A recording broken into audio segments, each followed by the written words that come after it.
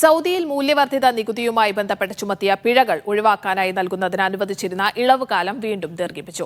അടുത്ത 6 മാസത്തേക്ക് കൂടിയാണ് പ്രത്യേക ഇളവ് കാലം ദീർഘിപ്പിച്ചത്.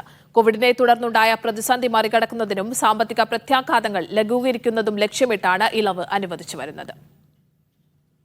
സ്വകാര്യ സ്ഥാപനങ്ങൾക്ക് നികുതി ഇനത്തിൽ ചുമത്തിയ പിഴകൾ ഒഴിവാക്കുന്നതിന് സക്കാത്ത് ആൻഡ് ടാക്സ് അതോറിറ്റി അനുവദിച്ച സാവകാശം വീണ്ടും ദീർഘിപ്പിച്ചു.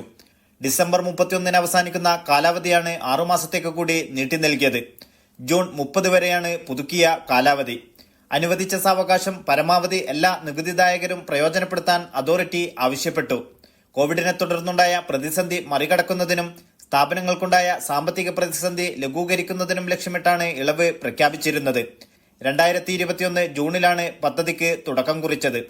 വാറ്റ് രജിസ്ട്രേഷൻ വൈകൽ, നികുതി പണമടക്കാൻ വൈകൽ, വാറ്റ് റിട്ടേൺ ഫയൽ ചെയ്യാനുള്ള കാലതാമസം, വാറ്റ് റിട്ടേൺ തിരുത്തൽ, ഡിജിറ്റൽ ഇൻവോയ്സിംഗുമായി ബന്ധപ്പെട്ട ഫീൽഡ് പരിശോധനകളിൽ കണ്ടെത്തിയ നിയമലംഘനം തുടങ്ങിയവയ്ക്ക് ചുമത്തിയ പിഴകൾ ഒഴിവാക്കി നൽകുന്നതാണ് പദ്ധതി. എന്നാൽ നികുതി വെട്ടിപ്പുമായി ബന്ധപ്പെട്ട പിഴകൾ ആനുകൂല്യത്തിൽ ഉൾപ്പെടില്ല. ഇളവുകാലം നീട്ടി നൽകിയെങ്കിലും പരിശോധനകൾ തുടരുമെന്നും അതോറിറ്റി അറിയിച്ചു. Naushad Irikkur, media 1, Dammam.